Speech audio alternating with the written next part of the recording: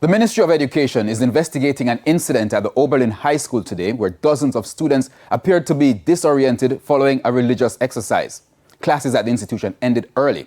Anthony Lugg now reports on how it all unfolded. It all began during General Assembly in the schoolyard after a teacher was given the opportunity to share a word and prayed for the students. This woman says her grandchildren attend the institution. And when I reach at the school, I see a good amount of children at the ground, some inside the school, some into the staff room, some outside, some at the gate, some at the sidewalk. It's still not clear what caused the chaos at the institution. However, in a letter addressed to the acting regional director in the Education Ministry, the school's acting principal, Antoinette Gray, said, during the session, some students were overpowered by the anointing and started to worship aloud as well, while a few others had to be taken to the nurse because they could not control themselves and a few had also fainted. But not all persons see it that way.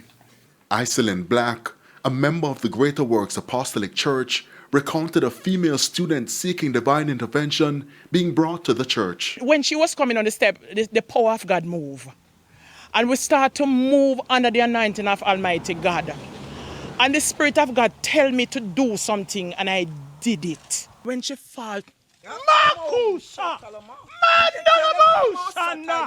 the Spirit tell me to tell them to put some olive oil in her mouth. She wouldn't open her mouth.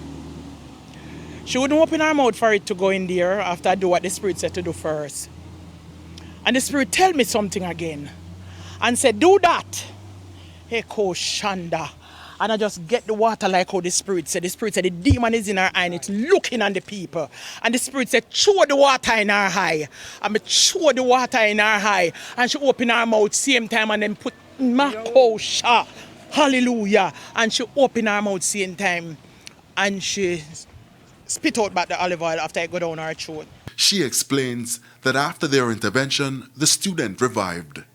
Meanwhile, Wednesday's bizarre incident at Oberlin has left parents and teachers worried, with some questioning whether classes will resume on Thursday. We wouldn't let them go back at that school. That school needs some sort out. Yeah, need some sort out. It's end of time. Who knows it's end of time, them blind. We are living in the last days. And the devil is out raging like a roaring lion, seeking who he may devour. So we need to reach out and touch God more. We tried to get a comment from the principal here at the Oberlin High School, but we were told that she was unavailable.